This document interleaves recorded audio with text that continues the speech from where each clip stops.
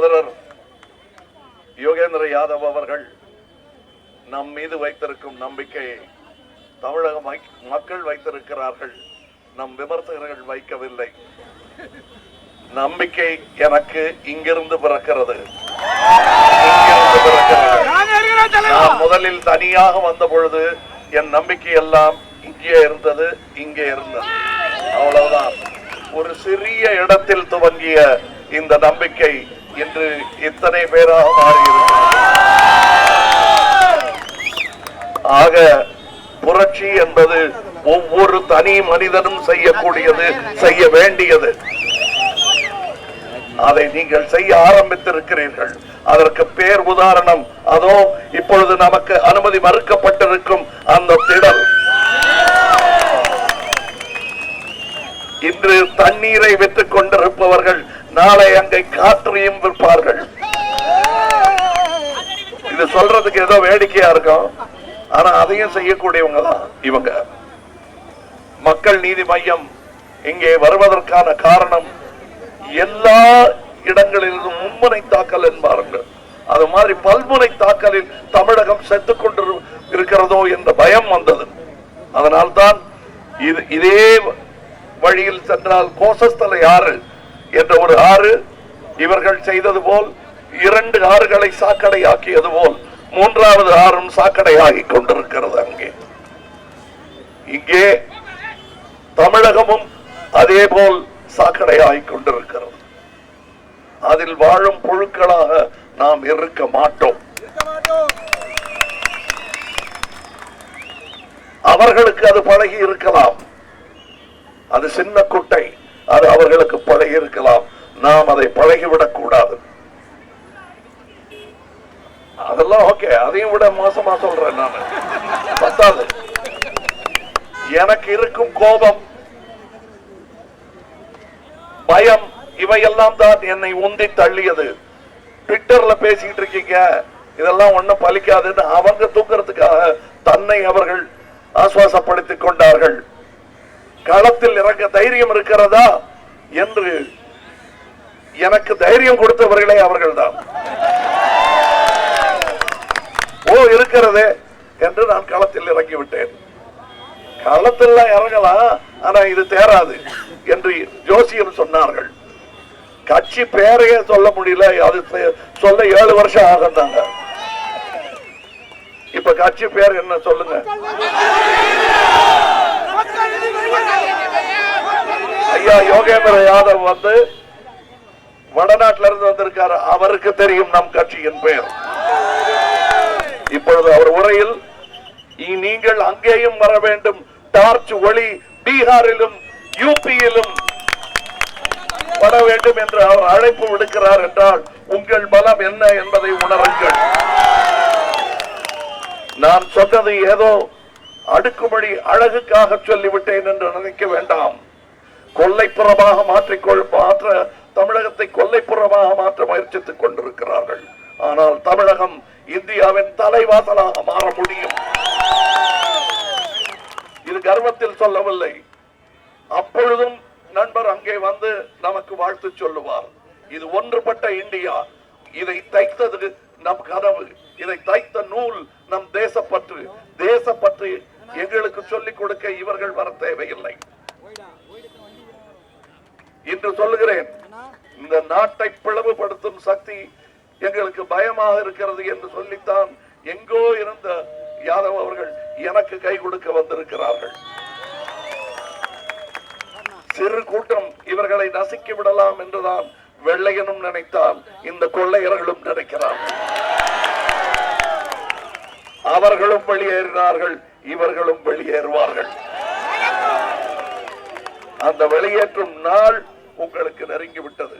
வரிசையாக பட்டியல் போட்டு சொல்வதற்கு காரணம் நீங்கள் மறந்துவிடக் கூடாது என்பதற்காக. இதோ ஜல்லிக்கட்டு இளைஞர்கள் சேர்ந்து நடத்திய அந்த ஒரு அமைதியான அகிம்சை போராட்டம், பெண்கள் கலந்து கொண்டார்கள், குழந்தைகள் கலந்து கொண்டார்கள். அதை அசிங்கப்படுத்திய அரசியல்வாதிகள் டெல்லியிலும் இருக்கிறார்கள். இதே நேர்கோட்டில் நடந்து போனால் அங்கே கோட்டையிலும் இருக்கிறார்கள். இவர்கள் எல்லாம் சேர்ந்து என் பிள்ளைகளை, என் தம்பிகளை, என் சகோதரிகளை கிள்ளி கிள்ளி வெளியே கொண்டு வந்து தூக்கி போட்டார்கள். கிள்ளி என்று சொல்வது அடிக்கிறது தெரியக்கூடாதுங்கிறதுக்காக இடுப்புல விரல கொடுத்து அப்படி அமைக்கி பிடிச்சு கொண்டு வர்றதை நான் பார்த்தேன். ஆமா, குத்து வாங்கினவரே இருக்காரு.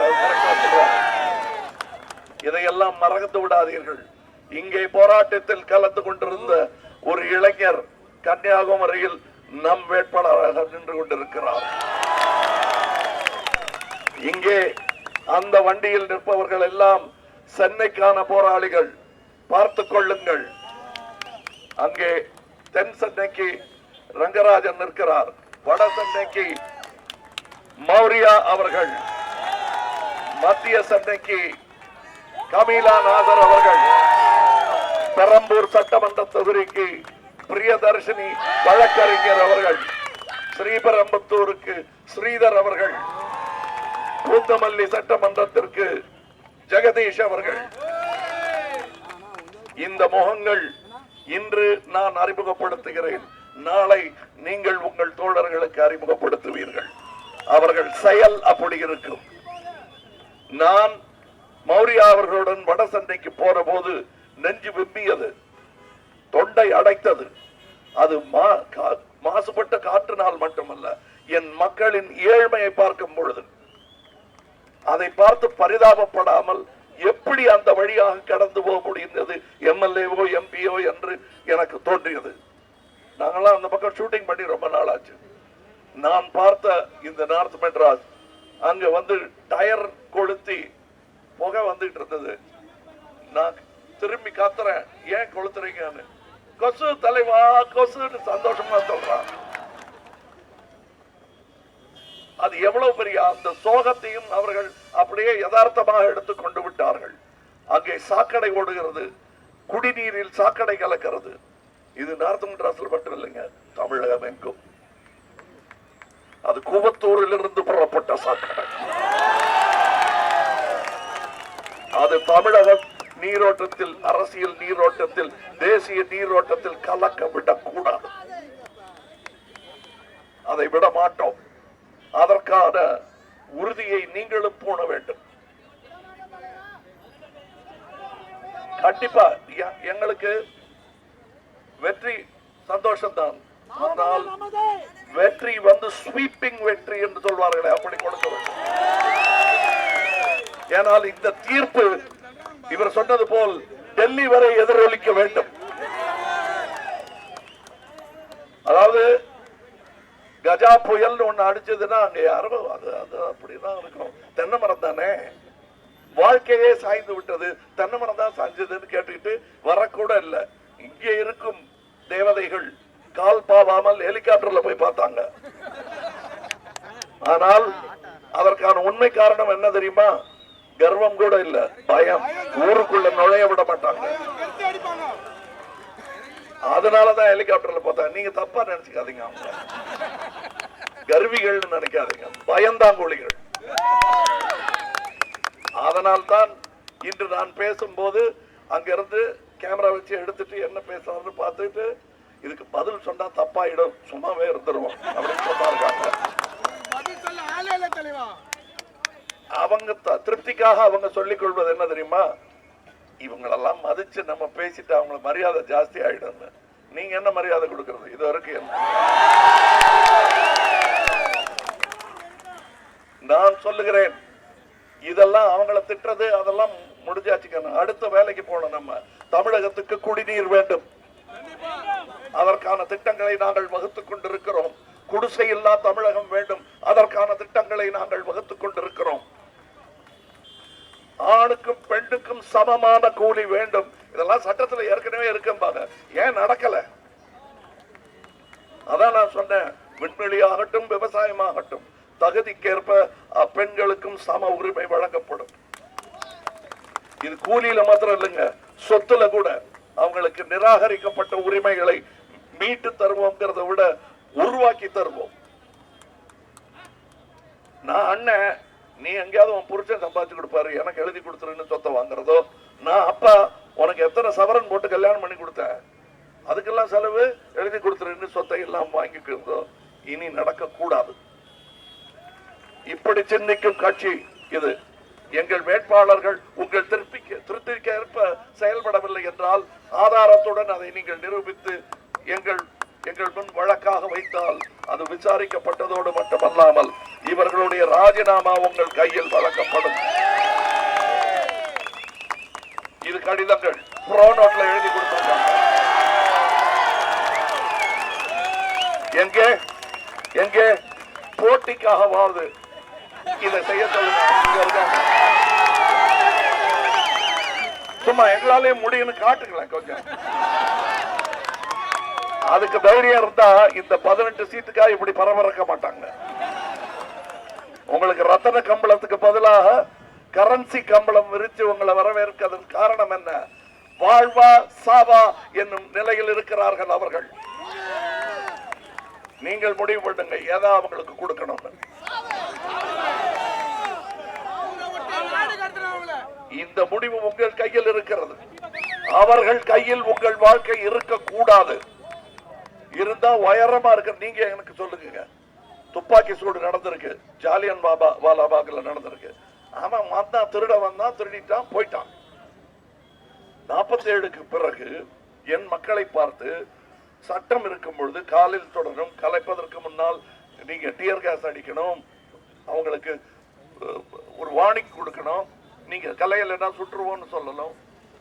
இதெல்லாம் எதுவுமே சொல்லாமல் இப்படி நின்று நான் இப்ப பேசுற மாதிரி நான் ஏன் இப்படி ஏறிட்டு பேசுறேன்?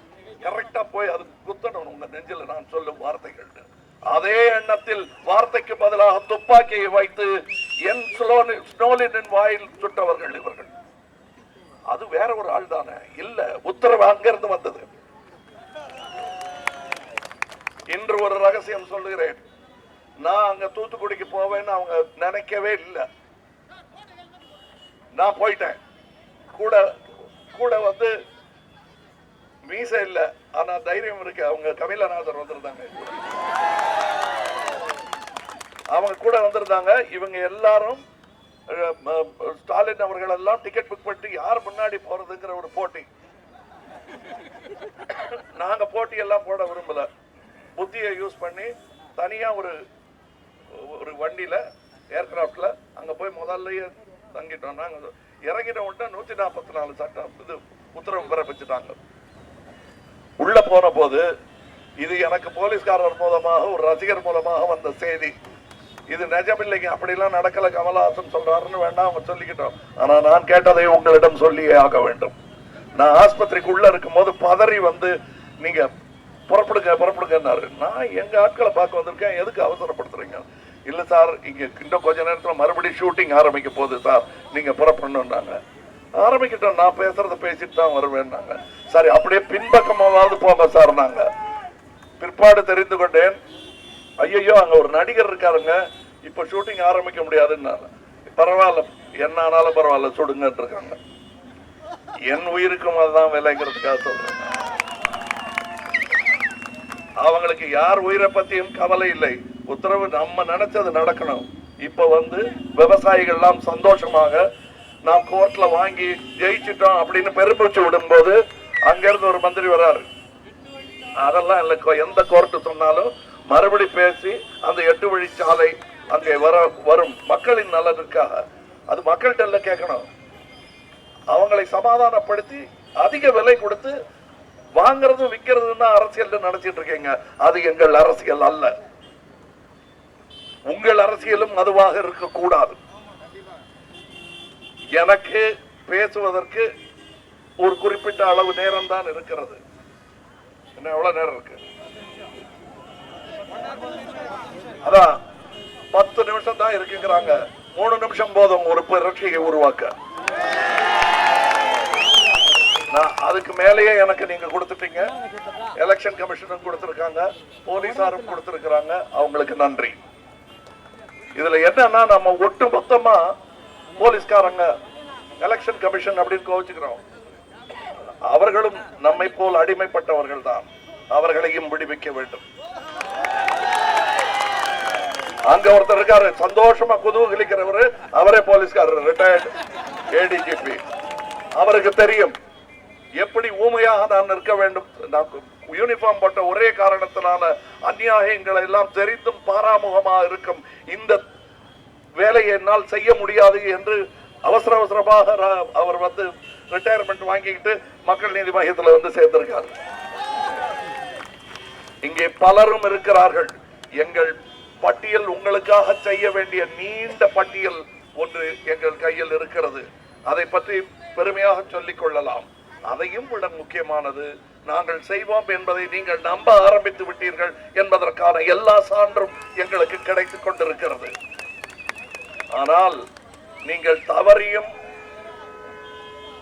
பிழையா பெருமை யாருக்கும் கிடையாது. அந்த பிழையை நீங்கள் செய்திடக்கூடாதுங்கிறதுக்காக நான் உங்களுக்கு திரும்ப திரும்ப சொல்றேன். இந்தியாவை பிளவுபடுத்தும் சக்தி எனக்கு அங்க என் கொள்ளு தாத்தா பொம்மை கடியில் நின்று பேசத்தான் ஆசை. ஆனா அங்க எனக்கு பர்மிஷன் கிடைக்கல, இங்கதான். ஆனால் அவரு இன்னும் பலர் பல பல வெவ்வேறு இங்கிருந்து காமராஜ் போன்றவர்கள் எல்லாம் ஆசையாக தைத்த ஒரு வரைபடம் இந்த இந்தியா. அதை மீண்டும் கிழித்து போட பார்க்கிறது ஒரு சக்தி. ஜனவரி 30 காந்தியை சுட்ட தினம். யார் சுட்டார்கள்? யார் அவர்?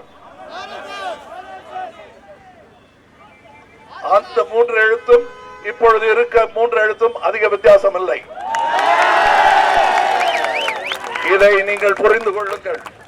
என் கொள்ளு தாத்தாவை சுட்டதுக்காக நான் இங்க பழி வாங்க வந்திருக்கேன். நான்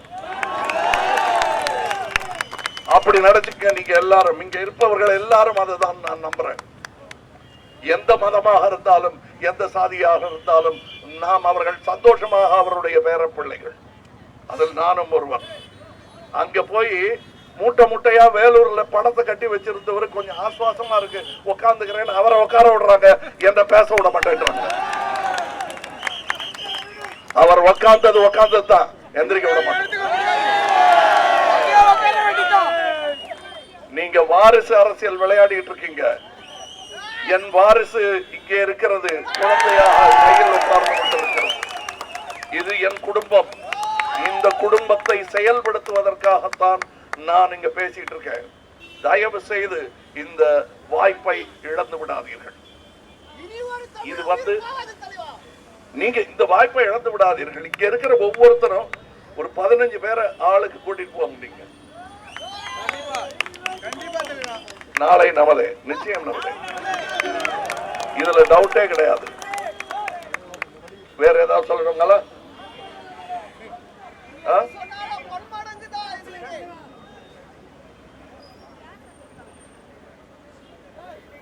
அதாவது காந்தி சிலைக்கு பின்னால் இப்ப நான் காட்டின அந்த ப்ரோ நோட்ல அவங்களுடைய அபிடவிட், அதை என் கையில் ஒப்படைக்க போகிறார்கள். அதுக்கு பர்மிஷன் கொடுப்பாங்கன்னு நினைக்கிறேன். நடந்தே போகலாம், என்ன பார்க்கலாம். அங்கே அது கொடுக்கப்படும்.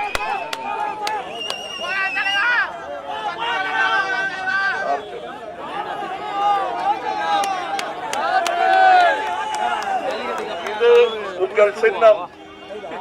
அங்கே சென்னைக்கு, ஸ்ரீபெரும்புத்தூருக்கு, பெரம்பூருக்கு, பூந்தமல்லிக்கு என்று நீங்கள் எங்கெங்கு வேண்டுமோ அங்கே ஆட்கள் இருக்கிறார்கள். அந்த வண்டியில அவங்களுக்கு ஓட்டு போடுங்க. ஆனா எக்காரணத்தை கொண்டும் நோட்டா போடாதீங்க. நோட்டா போடுறவங்க வேற ஆளுங்க. நீங்க யோசிச்சு பாருங்க, உங்களுக்கு என்ன சாய்ஸ் இருக்குங்க? ஒரு கட்சி ஜெயிலுக்கு உள்ளே இருந்து இயங்குது, இன்னொரு கட்சி ஜெயிலுக்கு போக வேண்டிய கட்சி, மூன்றாவது கட்சி ஜெயிலுக்கு போயிட்டு வந்த கட்சி. இதான் உங்க சாய்ஸ். எனக்கு வெக்கமா இருக்குங்க. உங்களுக்கு அந்த வெக்கத்தை மனதில் வைத்துக் கொள்ளுங்கள், அவமானத்தை மனதில் வைத்துக் கொள்ளுங்கள். நாளை நமதாகும். நன்றி.